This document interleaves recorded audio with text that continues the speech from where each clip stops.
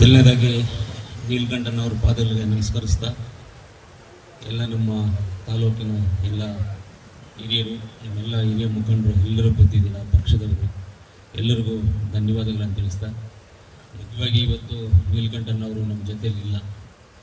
ಅವರು ಜೊತೆಯಲ್ಲಿ ಇಲ್ಲದೆ ಇದ್ರೂ ಅವರ ಹೃದಯ ನಮ್ಮೆಲ್ಲರ ಜೊತೆ ನಮ್ಮ ಹಿಂದೆ ಸುತ್ತಾಡ್ತಾನೆ ಇರುತ್ತೆ, ಎಲ್ಲೂ ಹೋಗೋದಿಲ್ಲ.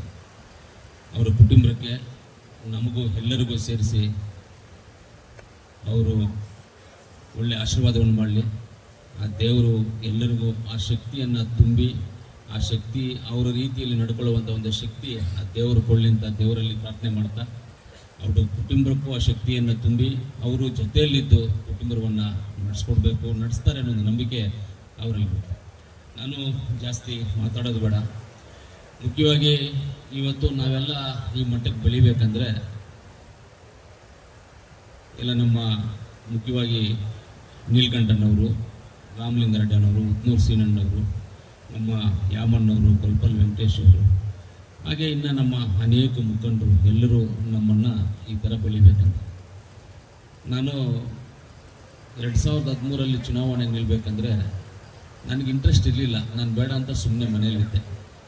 ಆವತ್ತು ಇದೇ ನೀಲಕಂಠನ ರಾಮಲಿಂಗಾರೆಡ್ಡಿನ ಹೇಳಿ ವಾడు ತಿಕ್ಕಲ್ ಸಾವಾಸಂ ಹೊಡೆದೆ ಯಾಡುಂಟಾಡು ಆಡ್ಪತ್ತ ತೆಲ್ಲದು ವಾడు ಯಾಡುಂಟಾಡು ಪಡ್ಕೊರಾಡಪ್ಪ ಪಯ್ಯ ಅಂತೇಳಿ ಕೆಲವರು ಕಳಿಸಿ ನಮ್ಮ ಮನೆ ಹತ್ರ ಬೆಳಗ್ಗೆ 6 ಗಂಟೆಗೆ 5 ಗಂಟೆಗೆ ಬಂದು ನಮ್ಮ ಮನೆ ಹತ್ರ ಕುತ್ಕೊಂಡು ನಾನು ಆಚೆ ಬಂದಾಗ ಟಕಾರ್ ಅಂತ ನನ್ನನ್ನು ಹಿಡ್ಕೊಂಡು ಬಂದಿದ್ದ.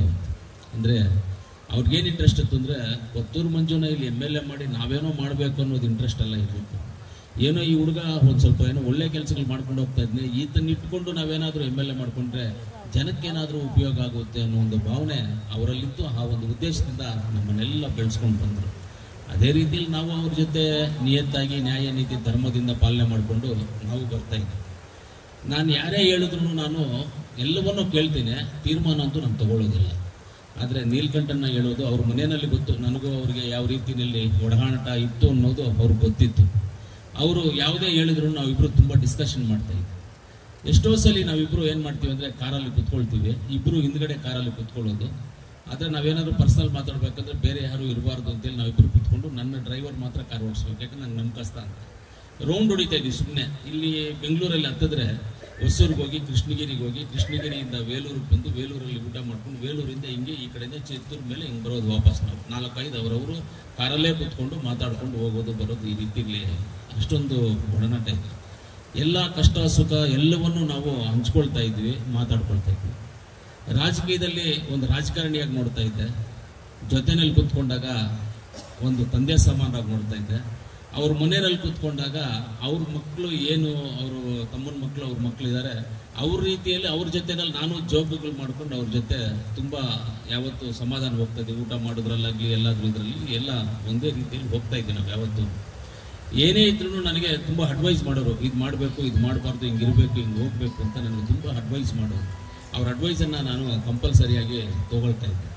ಆಮೇಲೆ ಕೆಲವೊಂದು ವಿಚಾರದಲ್ಲಿ ನನ್ನನ್ನು ಬೈತಾ ಇದ್ರು. ಅವರು ಬೈತಾ ಇದ್ದಾಗ ಹಿಂಗೆ ಮಾಡಬಾರ್ದು, ಇದು ತಪ್ಪು, ಹಿಂಗೆ ಆಗಬಾರ್ದು, ಹಿಂಗಾಗ್ಬಾರ್ದು ಅಂತ ನಾನು ಅದನ್ನು ತೊಗೊಳ್ತಾ ಇದ್ದೆ. ಅವ್ರು ಬೈತಾ ಇರುವಾಗ ಓಕೆ ಒಳ್ಳೇದೇ ಬಿಡು ನಾನು ಅಂತೇಳಿ ನನಗೆ ಹಿಂಗೆ ಹೇಳೋರು, ನನ್ನ ತಮ್ಮಂದಿರು ನನಗೆ 4 ಜನ ಇದ್ದರು, ಒಬ್ಬ ಇಲ್ಲ, ಇವಾಗ 3 ಜನ ತಮ್ಮಂದಿರು ನನಗಿದ್ದಾರೆ, ಅದರಲ್ಲಿ ನೀನು ಒಬ್ಬ 4ನೇವನು, ನೀನು ಒಂದು ತಮ್ಮನೇ. ಅದರಿಂದ ನಾನು ಹೇಳ್ತೀನಪ್ಪ, ನೀನೇನು ಬೇಜಾರು ಮಾಡ್ಕೋಬೇಡ ಹಿಂಗೆಲ್ಲ ಅಂತ ಹೇಳ್ತಾ ಇದ್ರು.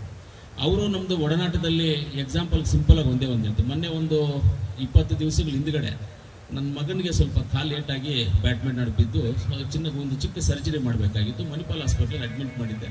ನಾನು ಆ ಪಕ್ಕದಲ್ಲಿ ಹಾಸ್ಪಿಟ್ಲ್ ಪಕ್ಕದಲ್ಲಿರುವಂಥ ಒಂದು ಹೋಟ್ಲಲ್ಲಿ ರೂಮ್ ಮಾಡ್ಕೊಂಡು ಅಲ್ಲೇ ಇದೆ 2 ದಿವಸ. ನಾನು ಯಾರಿಗೂ ಹೇಳಿಲ್ಲ ಈ ಥರ ಆಗಿದೆ ಅಂತ ಹೇಳಿಲ್ಲ. ನೀಲಕಂಠನವ್ರಿಗೆ ಗೊತ್ತಾಗಿದೆ.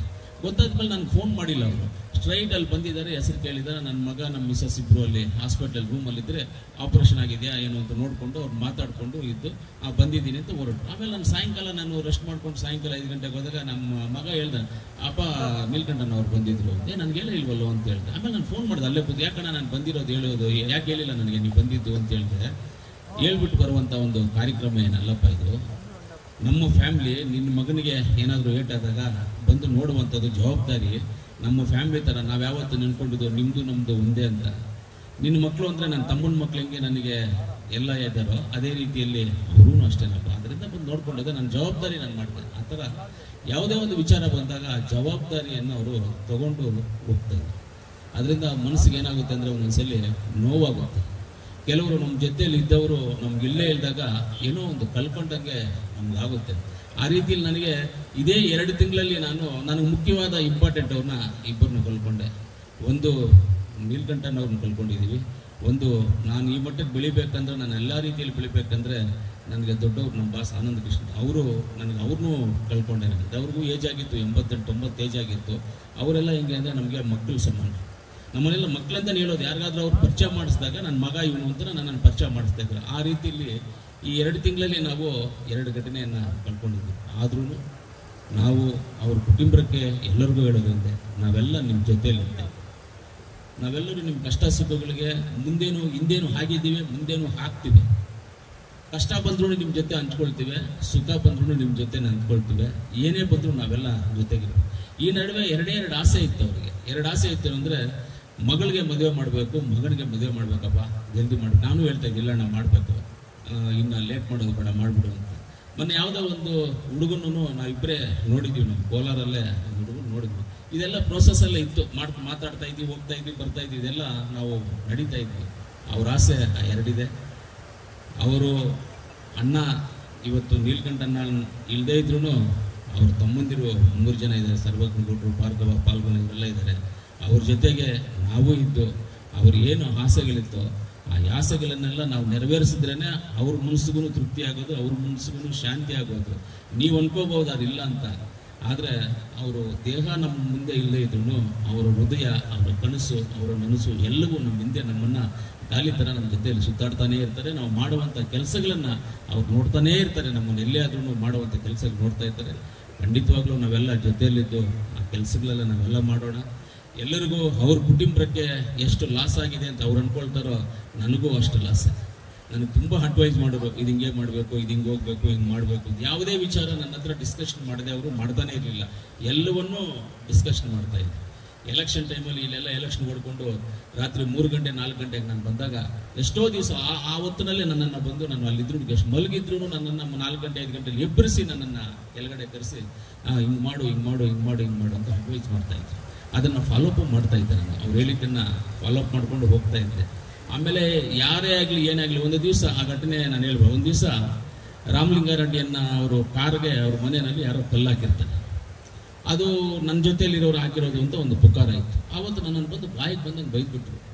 ಏನಪ್ಪ ನೀನೇ ಮಾಡಿಸಿದ್ಯಂತೆ ಹಿಂಗೆ. ನಾನು ಹೇಳ್ದೆ, ಹಂಗೂ ಬೇಕಂದ್ರೆ ಕಲ್ಲು ಕಾಲ ಮೇಲೋ ಕೈ ಮೇಲೋ ತಲೆ ಮೇಲೆ ಬೇಕಂದ್ರೆ ಹಾಕ್ಸ್ತೀನಿ, ಬೇಕಂದ್ರೆ ನಾನು ಈ ಥರ ಕಾರುಗಳಿಗೆ ಚಿಲ್ಲಿ ಕೆಲಸಗಳೆಲ್ಲ ನಾನು ಮಾಡಲ್ಲ. ಅವತ್ತು ರಾಮಲಿಂಗಾರೆಡ್ಡಿನ ಅವರಿಬ್ಬರು ಮಾತಾಡ್ತಾ ಇರಲಿಲ್ಲ.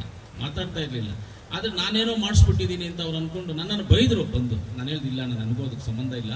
ಒಂದು ವೇಳೆ ಬೇರೆ ಏನಾದರೂ ನಮ್ಮ ಜೊತೆಲಿರೋ ಮಾಡಿರ್ಬೋದೇ, ನನಗೆ ಗೊತ್ತಿಲ್ಲ. ಅದು ನನಗಂತೂ ನಾನು ಹೇಳಿರೋದು, ನಾನು ಮಾಡಿರೋದು ಅಂಥದ್ದು ಮಾಡಿಲ್ಲ ನಾನು. ಅವರು ಯಾರ ಹತ್ರ ಆದರೂ ಮಾತಾಡದೇ ಇದ್ರು, ಅವ್ರು ಎಗನಿಷ್ಠ ಆಗಿದ್ರು, ಅವರಲ್ಲಿ ಏನೇ ವ್ಯತ್ಯಾಸಗಳಿದ್ರೂ ಅವರಿಗೆ ತೊಂದರೆ ಆಗಬೇಕು ಅಂತ ಬಯಸುವಂಥವಲ್ಲ. ನಾವು ತಪ್ಪು ಮಾಡಿದರೆ ನಮ್ಮನ್ನು ದಂಡಿಸಿ, ನಮ್ಮನ್ನು ಬೈಯೋರು, ನಮ್ಗೆ ಹೇಳೋರು, ಬುದ್ಧಿವಾದ ಹೇಳೋರು, ಅಂಥ ಒಂದು ಕ್ಯಾರೆಕ್ಟರ್ ಇರುವಂಥವರು ನೀಲಕಂಠಣ್ಣ ಅವರು.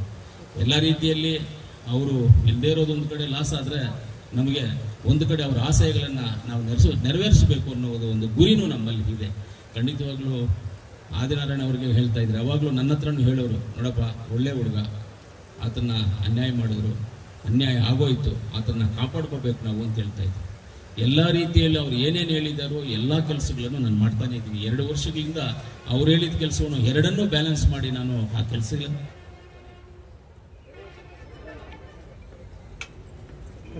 ಕೆಲಸಗಳೆಲ್ಲ ಮಾಡ್ಕೊಂಡು ಹೋಗ್ತಾ ಇದ್ವಿ. ಇನ್ನು ಮುಂದಕ್ಕೂ ಮುಂದಕ್ಕೂ ನೀಲಕಂಠನ ಅವರ ಆಶಯ, ಅವರ ಅಭಿಪ್ರಾಯ, ಅವರು ಗುಣ, ಅವರು ದಾರಿ ಏನಿತ್ತು ಅನ್ನೋದು ಎಲ್ಲರಿಗಿಂತೂ ಹೆಚ್ಚಿಗೆ, ಅವ್ರ ಸಂಬಂಧರಿಗಿಂತೂ ಅವ್ರ ಕುಟುಂಬಕ್ಕಂತೂ ಹೆಚ್ಚಿಗೆ ನನಗೂ ಗೊತ್ತಿತ್ತು ಹೆಂಗೆ ಏನು ಅನ್ನೋದನ್ನ ಎಲ್ಲವನ್ನೂ ಡಿಸ್ಕಷನ್ ಮಾಡ್ತಾ ಇದ್ದೆ. ಆ ಡಿಸ್ಕಷನ್ ಮಾಡ್ತಾ ಇರೋ ರೀತಿಯಲ್ಲಿ ಅವ್ರ ಆಶಯಗಳನ್ನು ನಾವೆಲ್ಲ ಇದ್ದು ನಿಮ್ಮ ಜೊತೆಯಲ್ಲಿದ್ದು ನಡ್ಸ್ಕೊಂಡು ಹೋಗೋಣ. ಯಾವುದೇ ಆಗಲಿ ಅವ್ರ ಕುಟುಂಬಕ್ಕಾಗಲಿ ಅವ್ರಿಗಾಗಲಿ ಏನೇ ಇದ್ರು ನಾವೆಲ್ಲ ನಿಮ್ಮ ಜೊತೆಗಿರ್ತೀವಿ. ನೀವೇನು ಅಣ್ಣ ಇಲ್ಲ ಅಂತ ನೀವೇನು ಇದು ಮಾಡ್ಕೊಳ್ಳೋದು ಬೇಡ. ಇವಾಗ ನಾವೇ ಎಲ್ಲ ಅಣ್ಣ ತಮ್ಮಂದಿರು ಎಲ್ಲರೂ ನಾವು ಜೊತೆಯಲ್ಲಿ ಇರ್ತಾ ಇದ್ವಿ. ಅದೇ ರೀತಿಯಲ್ಲಿ ಒಂದೇ ಫ್ಯಾಮಿಲಿ ಥರ ನಾವು ಮಾತಾಡ್ಕೊಂಡು ಯಾವತ್ತೂ ಇರ್ತಾ ಇದ್ವಿ ನಾವೆಲ್ಲ. ಅದನ್ನು ನಾವು ಇನ್ನು ಮುಂದಕ್ಕೂ ಕಂಟಿನ್ಯೂ ಮಾಡ್ಕೊಂಡು ಹೋಗ್ತೀವಿ. ಕುಟುಂಬದ ಜೊತೆ, ನೀಲಕಂಠನವ್ರ ಕುಟುಂಬದ ಜೊತೆ ಯಾವತ್ತೂ ನಾವು ಜೊತೆಗಿರ್ತೀವಿ. ಎಲ್ಲ ವಿಚಾರದಲ್ಲೂ ನಾವು ಜೊತೆಯಲ್ಲಿರ್ತೀವಿ, ನಮ್ಮ ಜೊತೆಯಲ್ಲಿ ಅಂತ ಹೇಳ್ತಾ, ಆಮೇಲೆ ಎಲ್ಲರಿಗೂ ಅಷ್ಟೇ, ನಮ್ಮ ನಾಯಕರು ಎಲ್ಲರಿಗೂ ಅಷ್ಟೇ, ಇರೋವರೆಗೂ ಕೆಲವರು ಮನುಷ್ಯನಿಗೆ ಬಂದು 100 ಜನದಲ್ಲಿ ನಾವು 40 ಜನಕ್ಕೆ ಮಾತ್ರ ಒಳ್ಳೆಯವರಾಗಕ್ಕಾಗೋದು, 60 ಜನಕ್ಕೆ ಒಳ್ಳೆಯವರಾಗಕ್ಕಾಗೋದಿಲ್ಲ. ಸಾಧ್ಯನೇ ಇಲ್ಲ ಆಗೋದಕ್ಕೆ ಸಾಧ್ಯನೇ ಇಲ್ಲ. ಕೆಲವೊಂದು ಚಿಕ್ಕ ಪುಟ್ಟ ವಿಚಾರಗಳು ನಡೆದಿರ್ತವೆ, ನಮ್ಮ ಪಕ್ಷ ಅಂದ ಮೇಲೆ ನಡೆದಿರ್ತವೆ. ಆ ಅಪ್ಪನ ಮೇಲೆ ಯಾರಾದರೂ ಎಗನಿಸ್ಟ್ ಮಾಡಿದರೆ, ರಾಜಕೀಯವಾಗಿ ಏನಾದರೂ ಎಗನಿಸ್ಟ್ ಮಾಡಿ ಪಕ್ಷದ ವಿಚಾರದಲ್ಲಿ ಏನಾದರೂ ಮಾತಾಡ್ಕೊಳ್ಳೋದು ಮಾತ್ರ ವೈಯಕ್ತಿಕವಾಗಿ ನಾವು ತಗೊಂಡ್ರೆ ನೀಲಕಂಠನವ್ರು ಯಾರಿಗೂ ವಿರೋಧಿ ಇಲ್ಲ. ವೈಯಕ್ತಿಕವಾಗಿ ತಗೊಂಡ್ರೆ ಯಾರಿಗೂ ವಿರೋಧಿ ಇಲ್ಲ, ಯಾರಿಗೂ ಏನೂ ಇಲ್ಲ. ನನಗೂ ಹೇಳೋರು, ನೀನು ದುಡ್ಡು ಕಾಸು ಎಲ್ಲೂ ಮುಟ್ಟೋದಿಲ್ಲಪ್ಪ, ನಾನು ಮುಟ್ಟೋದಿಲ್ಲ, ನಾವು ಅದೇ ರೀತಿಯಲ್ಲಿ ಕಂಟಿನ್ಯೂ ಮಾಡ್ಕೊಂಡು ಹೋಗಬೇಕು, ಅದೇ ರೀತಿಯಲ್ಲಿ ನಾವು ಜನಗಳ ಹತ್ರನೂ ಹೋಗಬೇಕು ಅಂತ ನಾನು ಹೇಳ್ತಾ ಇದ್ದೆ. ಅವ್ರ ಅಡ್ವೈಸನ್ನು ನಾನು ತುಂಬ ತೊಗೊಂಡಿರೋದು ಸಕ್ಸಸ್ ಆಗಿದೆ, ಫೈಲರ್ ಆಗಿಲ್ಲ, ಸಕ್ಸಸ್ ಆಗಿದ್ದೀವಿ. ಮುಂದಕ್ಕೂ ನಾವು ಅದೇ ರೀತಿಯಲ್ಲಿ ಅವರ ಆಸೆಗಳೇನಿತ್ತು ಅದನ್ನು ಫಾಲೋ ಮಾಡ್ಕೊಂಡು ಹೋಗಿ ಅದನ್ನು ಸಕ್ಸಸ್ಸೇ ಮಾಡ್ತೀವಿ ಅಂತ ಹೇಳ್ತಾ, ಅವರು ಆತ್ಮಕ್ಕೂ ಶಾಂತಿ ಸಿಗಲಿ, ಅವರ ಕುಟುಂಬಕ್ಕೆ ದೇವರು ಅವರು ಸೇರಿ ಇನ್ನುವ ಧೈರ್ಯನೂ ತುಂಬಲಿ. ನಾವು ಧೈರ್ಯವಾಗಿ ಅವರ ಒಂದು ನಮ್ಮ ಜೊತೆ ಇದ್ದಾರೆ ಅಂತ ಧೈರ್ಯವಾಗಿ ನಾನು ಮುಂದುವರಿತೀನಿ. ಅವರಿಲ್ಲ ಅಂತಂತೂ ನಾನು ಮುಂದುವರಿಯೋದಿಲ್ಲ, ಅವರಿದ್ದಾರೆ ಅಂತಲೇ ಧೈರ್ಯವಾಗಿ ನಾನು ಮುಂದುವರಿತೀನಿ.